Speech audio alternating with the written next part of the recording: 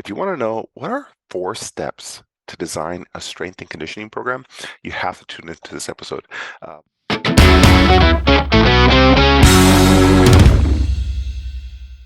Hi, everyone. Welcome back to the podcast. Welcome all new listeners and welcome back to those who've heard my content in the past.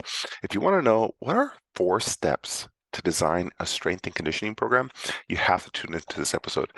Before I go on to the podcast, what is new? What is better in life? My son Zach is absolutely crushing jujitsu. Well, he's getting crushed, but he's enjoying every aspect of learning how to overcome gravity and work on technique. So it's been great to see him passionate about something. My daughter, you can find her. My daughter's 4 years old, and you can find her upside down, trying to do headstands and handstands. And I was blown away recently.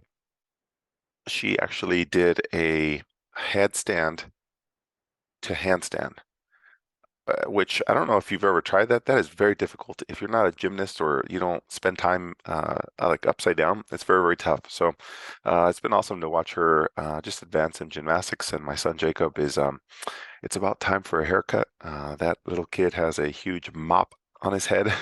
So it is about time for a big boy haircut. So my wife is doing great. She is on to the quarterfinals for the team CrossFit competition. So I'm excited to see what her marks and results are there. And for me, it's been great to be back in the gym and having a consistent 5 days a week. For those of you who've been listening to my podcast, I was at 7 days, and I was just riding that wave. And then February happened to me, not like 1 week, but 6 weeks. So, but I'm back on 5 days, and I'm building back up to 7. So it's been good. All right, on to the podcast. Why am I talking about this?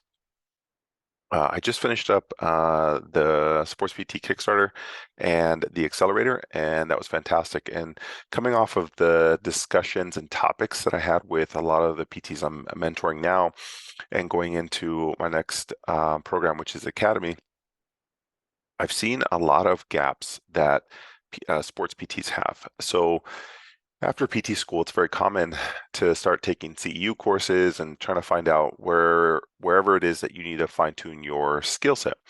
And at some point, you start to work on the same things over again, right? Maybe you do like a little bit of movement, you do a little bit of manual work, you find an exercise class, you do a regional course like a shoulder, low back, knee pain, and you're constantly searching for this thing that really isn't, like, it's not coming at you. You keep looking for it. You just can't search it. And that's like, to be able to look at a case, a patient case or an athlete case, and say, what am I missing here? I've done all the manual work. I've done like the 72 exercises. They're just not getting better. There's something missing. And for some people, it's acute injury management, learning how to like bring somebody in after an acute injury. And this podcast is specifically about strength and conditioning and how to really set up a program that that sets them up for success, in that you can actually help somebody build strength, build hypertrophy, build muscular endurance to help them overcome this pain. For a lot of you, maybe you work on the pain, it just didn't seem to go away, and you know that underlying, they just need to move more, they just need to get stronger, and your 2 sets of 3 or your 3 to 8 sets or 57 reps isn't working, right? The same thing that you've been doing since PT school, or that your CI taught you or your mentor taught you, it just isn't working.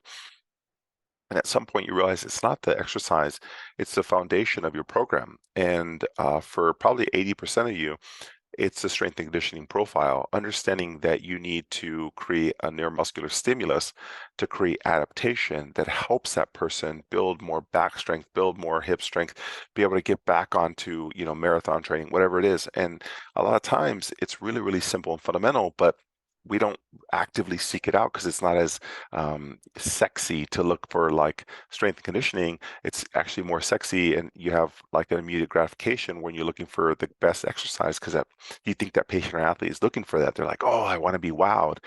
But wowed is having long-term fantastic outcomes, and that comes from having an understanding that nothing fast or nothing Nothing fast is easy, and nothing easy is great. And what you have to understand is this patient, this athlete has to put in time and work underneath stress, neuromuscular stimulus, to be able to create adaptation so that they become more resilient, so they can get out of that pain phase.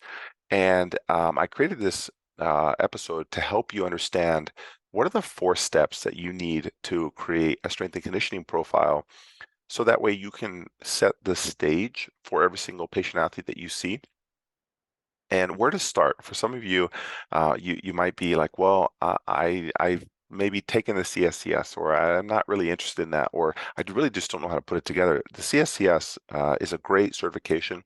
It's a good starting point to help give you a framework, but ultimately it doesn't really like tie it into sports PT. It's really good for maybe if you're in a collegiate setting or a pro setting to have that framework. And if you're looking for something that helps ties it into specifically for sports PTs and like how do I bring this to the clinic, that's why I designed my strength and conditioning summit to be able to give you a 2 days of a great solid framework. And I'm going to try and consolidate the basic framework that I give to any of the sports PTs that I mentor to help you figure out where it is that you need to spend a little bit more time and effort. So that's why I created this podcast. I'm excited to give it to you and put you in a framework more than anything else. A lot of people realize after they go through my courses or after they listen to my podcast, they're like, wow, I didn't even know that was important to me. And it just gives you a different direction on where to put your attention so you can start developing that skill set. And that's probably the most important thing you'll get off of this podcast. All right. So you ready? What are the 4 steps? The 4 steps, and a lot of this I came from working with strength and conditioning coaches at a very high level, elite level coaches, world class, working with some of the best on the planet, and it's a lot of pressure, right? And the biggest thing I learned from them is that you can't you can't work with somebody on a week-to-week basis. You kind of have to build out things so that you can mold and know what to expect on this athlete. And as sports PTs, we're quite the opposite because people have timelines when they come to see us. They're like, I just want to get better fast. I just want to get better fast. And I told you, nothing fast or easy has great results. And so we as a profession, we're always digging people out of the hole under a short timeline. And strength and conditioning is quite the opposite. You have to understand you need time because you have to create stimulus over 4 to 6 weeks to create the foundation, to develop strength, to develop hypertrophy, to develop endurance, to develop power. And that takes time. And sports PTs, we're not used to that just because of the context in which people come to see us. And so if you have the dream world and you can help somebody understand this, it puts you at a better advantage to service your respective communities. So the first part, number one, is to develop a needs analysis. So a needs analysis is the equivalent of when you go to provide an initial evaluation to anybody in pain. You're trying to gather as much information to figure out where's the root source, where's the comparable sign, where did you go wrong with movement, where was the physical stress that caused you pain? And so you're doing all this deep dive. And so the difference between PT and strength and conditioning is PTs are always trying to look retrospectively to help their current scenario, and strength conditioning is trying to look at the retrospective, um, you know, training and experience to be able to forecast a year in advance, 6 months in advance, 2, 3 years in advance. And so they're building a program over a longer period of time. And so when you look at that long of a distance, it's a harder scenario. You actually have to like map out when your expected times of peak and growth and strength and all that is. And so for sports PTs, it's a little different. We're like, well, we don't think like that far. We think like 6 weeks in advance, maybe 12 if we're lucky. And so what I want you to do is reframe how far out you can see somebody. And if you could, how could you help more patients, more athletes in your community if you could have this mindset and help people with wellness programs, with strength and conditioning designs where they didn't know they needed it, but they truly do. And it's your job to be able to help offer them things like this because people don't come in asking for this, but they need it, and you clearly do. But your challenge is they clearly need it, but the gap that you have is you don't have the skill set. So I want to give you a basic framework. So the first part is you develop a needs analysis. So you have to have an understanding of what they've had in the past so you can offer something different or similar for the future. So the first part I ask is you have to look at the basic fit principle: frequency, intensity, time, and type. So you have to be able to look at, from a training perspective, how frequently are they training? Let's take a marathoner. They might say, well, I train 5 days a week with 2 days of rest. And in those 5 days, I have 2 or 3 high intensity, depending on the time of the season. So they might train 3 days a week at high intensity, 2 days at higher volume, lower intensity, and they have 2 days of rest. And they might use interval-based training on high intensity days and slower, long duration runs on the other 2 days. And so you kind of have to look at what's their week look like generally, so you don't overload them or underload them. So you figure out their frequency, their intensity, the type, and the time. What's their total volume across a week? Once you know that, then you have to look at their recovery. So you know from a fitness standpoint what their frequency, intensity, type is, just for fitness. And then you have to figure out for recovery, what does a recovery process look like? So they will typically have 2 off days on a Thursday and a Sunday. And on Thursday, they might have a relative rest. And that's where they're having still some form of exercise or stimulus, but it's at a lower intensity, maybe a longer volume. And on Sundays, they might have an absolute rest day where their job is to sit back, watch Netflix, and relax. So that's very important to understand. And so once you know their fitness and you know their recovery, you now have the stage to set them up for success. So on the back end, now you have to figure out, okay, that's what their training looks like. What does their ADLs and work look like? Because what you're trying to do is look at this profile and look at how much can their body sustain across a day, across a week, across a month, across a quarter, across a year. So you have to look at, what are their ADLs? Do they work a manual labor job? Do they work as a bank teller sitting? Do they work a desk job where they're sitting? And that kind of helps you formulate what's the recovery process. And you have to look at, what do their ADLs look like? Do they have kids? Are they constantly bending? Are they chasing after the kids? And I say that because I have my 3 kids, and that's where I'm at right now. And so you have to look at what's their step count? What is their total volume of movement across the day, plus their fitness, and try and build out something that matches that or causes or induces an increase in stimuli to create adaptation with overload, because that's all strength and conditioning is, right? It's progressive overload to create a neuromuscular response. So once you understand that principle, how is that different than PT? PT is not trying to create a neuromuscular stimulus to create adaptation. We're trying to figure out where the overload and stress is and reduce that. That's the funny part. PT is trying to reduce the stress to an overloaded area, and strength and conditioning is trying to have progressive overload to the body to create a neuromuscular stimulus to help them perform better, do whatever it is. So it's 2 different mindsets. And I think you have to understand that. Create them 2 separate pathways. And so take off the PT hat and bring on the strength and conditioning hat. And yes, you can blend them.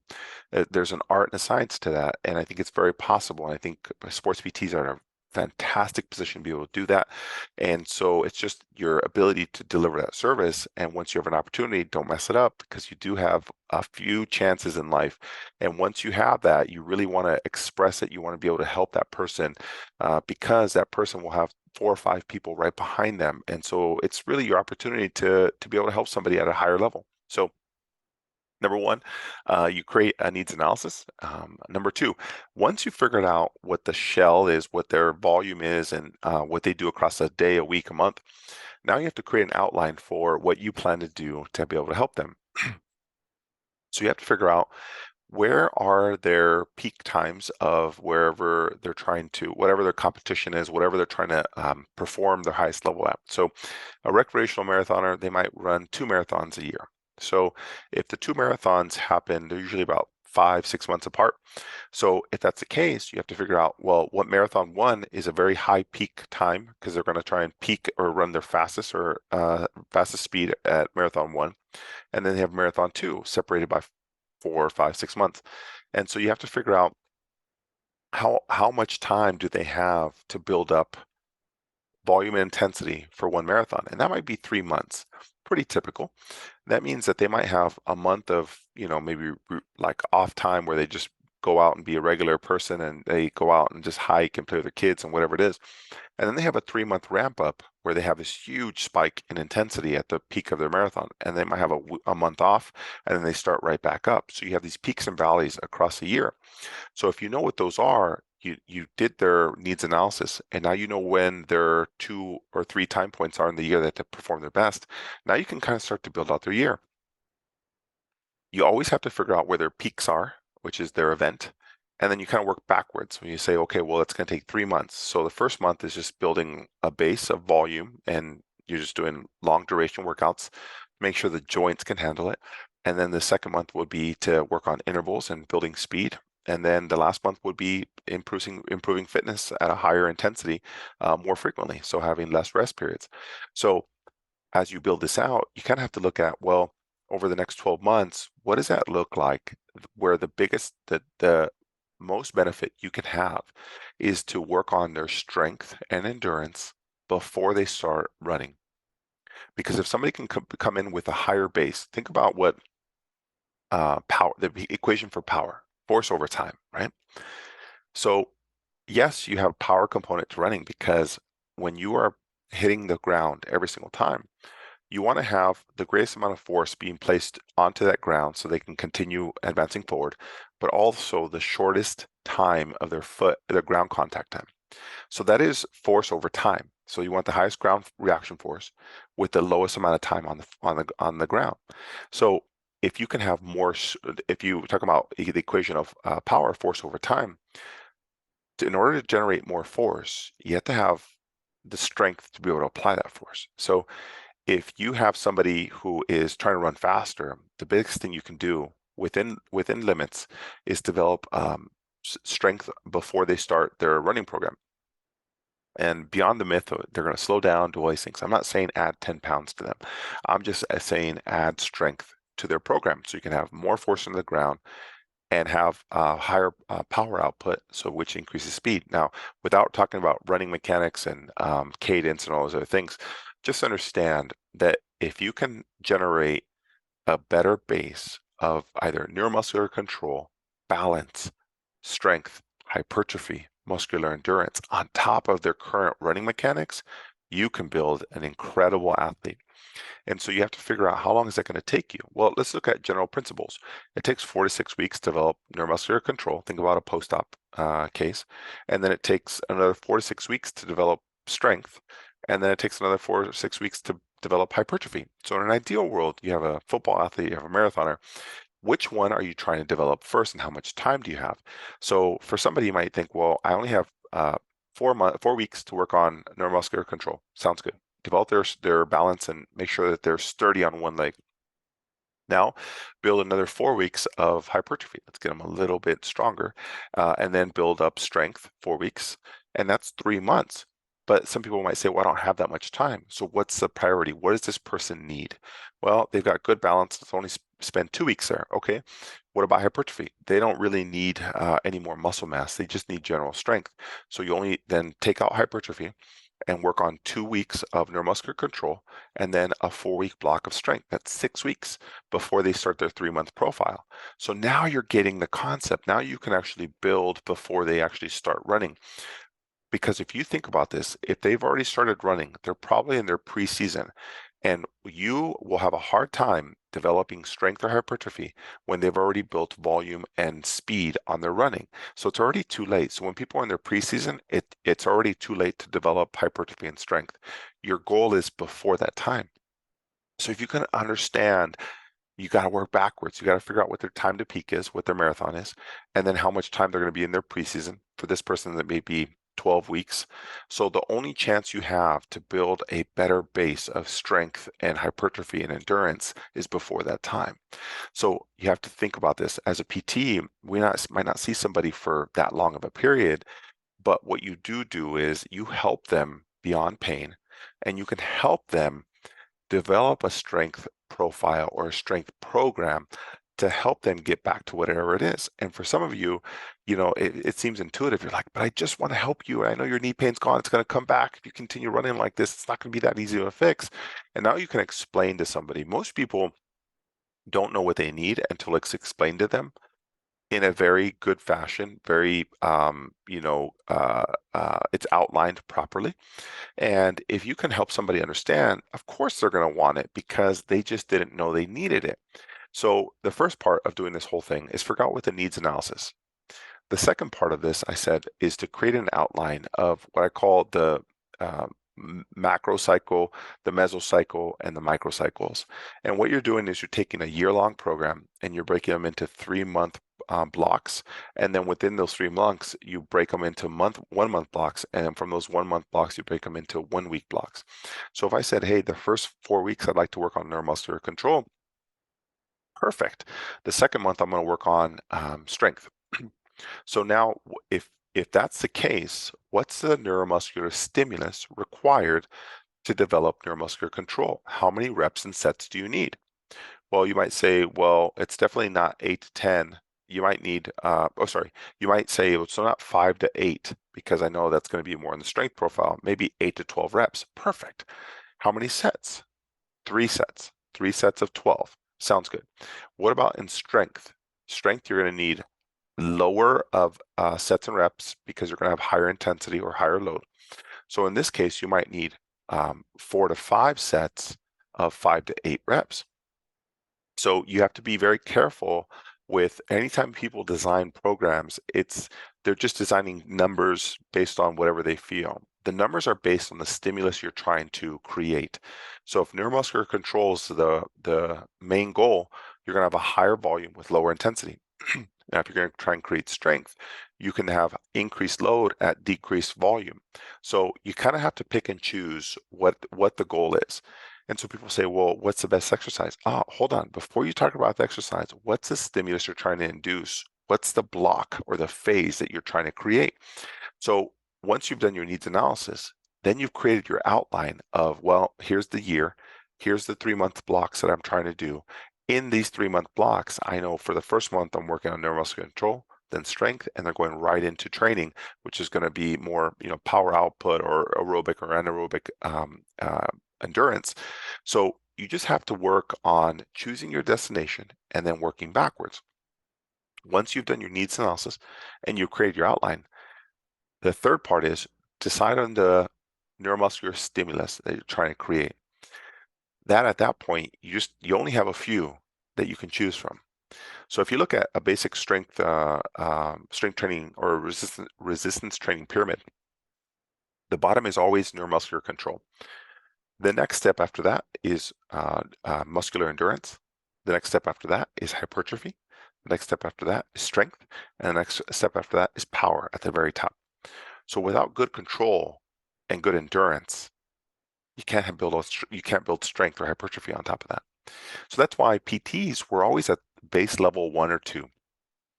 Think about our rep schemes, 10 to 12, 12 to 15, because that's the bottom of the pyramid. We no longer get a chance to help people develop power because it requires that you increase load or intensity. And we know we're scared. Wait a minute. Wait, you're going to put 300 pounds on your back? Wait, easy there. I can't have you deadlifting that much. That's crazy. I only want to do 100 pounds with good form. But you can't create a stimulus of power output and improve performance if you're not going to load somebody. Obviously, this depends on their sport, but you have to figure out what the neuromuscular stimulus that you're trying to do.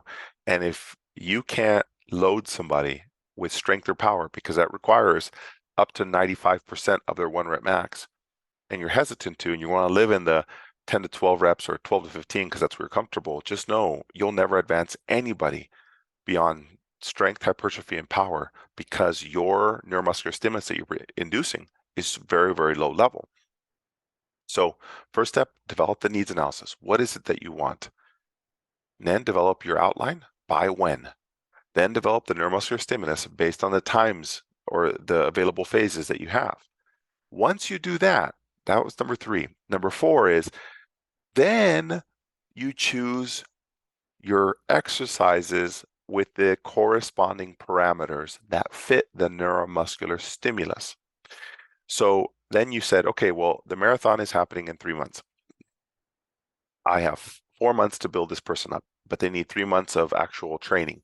So I only have 1 month to develop a strength program. That's a 4-week block of 3 sets of 8 repetitions of higher load exercises over 4 weeks, 4 days a week to build up strength over 4 days a week with 4 weeks. So I have a month to develop them before they carry on and move on to running progression. And if you do that, then you decided, okay, well, in that strength phase, I'm going to work on these parameters. Then within that strength phase, you have to decide what are the exercises now that I'm going to do to create that, and how many should I do? In general, in a strength program, you're only going to need 5 to 6 exercises. 3 exercises of actual strengthening, which are going to be 5 to 8 reps, and actually 2 to 3 of accessories that are going to supplement their current impairments or everything that you're trying to work on, which is about a 45 to 50-minute workout. And that's all the stimulus that they need because they're working out 4 days a week. So the question becomes, what's the best exercise? Well, as long as your stimulus is there and your parameters are right and the number of days of training, the exercise just has to match the profile of a base level strengthening exercise. So a squat, a deadlift, a lunge, whatever it is that resonates with their sport. It's a tennis player. It might be, a front squat, back squat. It might be, lunges, a split squat, something that biases one leg. Foundational movements, maybe a bench press, maybe a lat pull, whatever they need for that sport. So when you're looking at, programming and creating the strength profile, start with the needs analysis, create the outline, decide on the neuromuscular stimulus you need, and then create the exercises with the parameters that match the neuromuscular stimulus you're trying to do. So when you do it like this, you're actually working on this huge program that can be 3 months, 6 months, 9 months, 12 months, and you're narrowing it down to what is the phase that we're currently in for these next 3 months. In this month, I'm going to work on strength. What are my parameters, and what's the exercise? Whereas here's the kicker. Physical therapists, we're the opposite. We like to think of the exercise first, and we hope that creates the stimulus. But then what's the stimulus you're trying to create? And they're like, control, neuromuscular control and balance, right? And strength. We actually don't think on a grand scale and work backwards. We think prospectively, and we actually don't try and hit targets. We're trying to use impairments and range of motion and manual muscle testing and hope that creates a neuromuscular stimulus. And what's the stimulus that they need to be able to perform better? But we don't think like that. We think range of motion then equals being able to squat better. Squat better with no valgus is going to reduce knee stress, which is then going to allow them to get back to exercising pain-free. But actually it's not going to help them perform any better. It's just getting back to the base level of fitness. Well, for some people, it's like they have horrible strength, they have horrible impairments, they're not flexible, and that's why they keep getting injured, and that's why they can't play tennis on a regular basis. We're over here hoping that knee range of motion leads to better tennis. False. Knee range of motion just puts them back into the hole that they started in. In order to get them out, you have to create adaptation phases. So to create strength has a better foundation to create power development, which improves their performance. So it depends on what you're looking at here. You're looking for getting them back to being pain-free, or do you want to be able to take them from pain-free to improved performance? Big gap. Currently, with your current framework, impairment-based parameters, 10 to 15, 10 to 12, only gets them to where they started at the bottom of the pyramid, and it will not improve strength, hypertrophy, and power. And I think that's the big thing as sports PTs need to understand. But our current level of framework gets somebody to the base level of fitness. And in order to take that gap to a high level of performance, you have to be able to take strength and conditioning and help somebody understand that. Now, for some of you, you work in an ortho clinic or a collegiate setting or whatever it is. Your job is to help people understand what they need to get to that next level.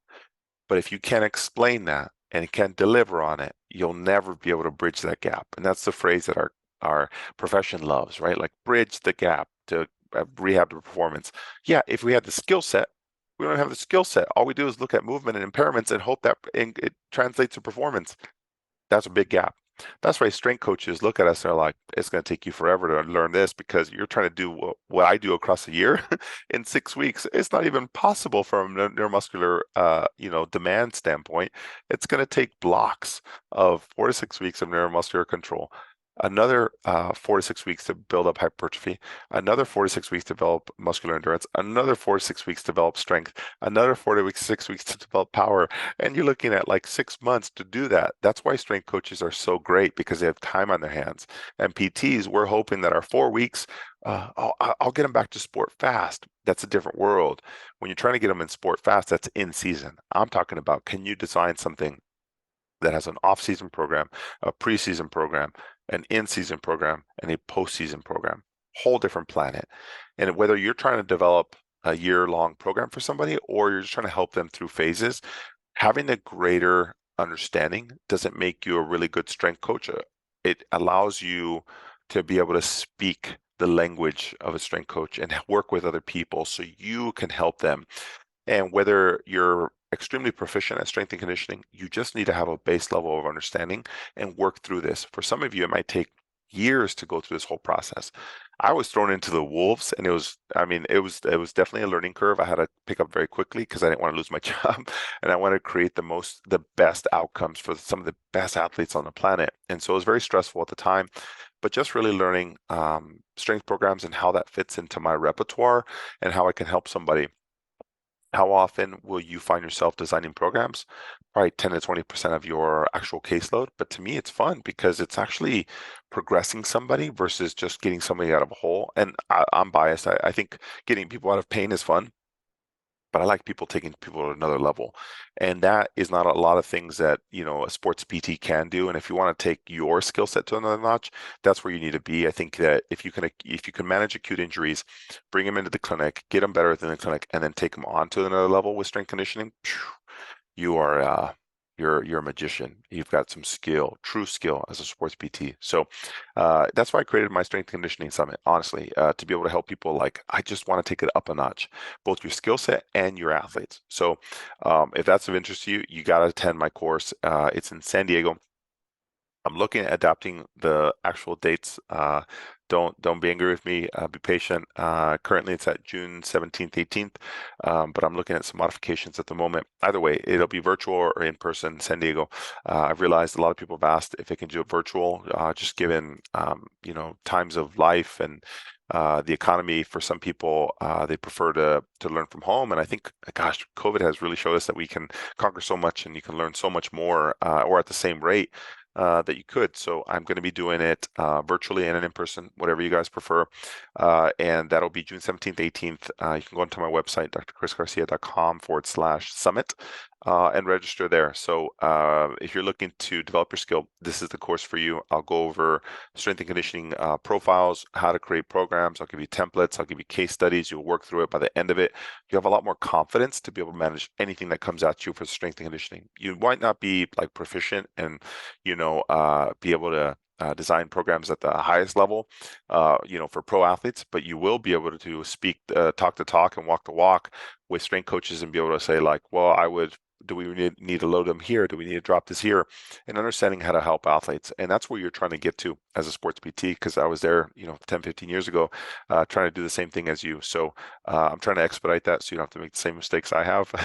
Believe me, you don't want to. So there you have it. How 4 steps to create a strength and conditioning program. I hope that helps. I'm excited to see you at my summit, if not in my academy. Nonetheless, I hope you guys are doing amazing.